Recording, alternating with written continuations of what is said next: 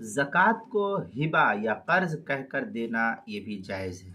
چنانچہ زکوٰۃ کی نیت سے ہبہ یا قرض کے نام سے روپیہ دیے تو بھی زکوٰۃ ادا ہو جائے گی۔ یعنی فقیر کو یہ بتانا ضروری نہیں کہ یہ زکوٰۃ کی رقم ہے، آپ نے کہا کہ یہ رکھو، یہ میں تم کو ہدیہ دے رہا ہوں، تو بھی آپ کی زکوٰۃ ادا ہو جائے گی، اس میں کوئی حرج نہیں۔ بول کر دینا کہ یہ زکوٰۃ ہے یہ ضروری نہیں ہے۔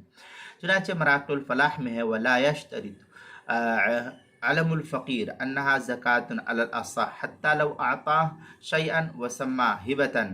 یہ اس طریقے کی عبارت نقل کرنے کے بعد لکھتے ہیں ونوا بہ الزکاۃ صحت۔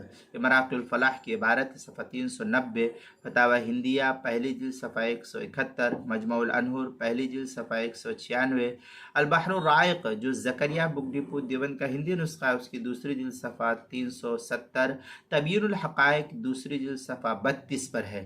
فتاوی شامی میں مزید ہے وشرط صحت ادائها نیت مقارنہ لہ ای للادائی، یہ در مختار کی عبارت ہے۔ آگے فتاوی شامی میں اشار الی انہ لا اعتبار للتسمیہ، اس طریقے کی عبارت نقل کرنے کے بعد آگے لکھتے ہیں قرضا تجزیہ فی الاصح۔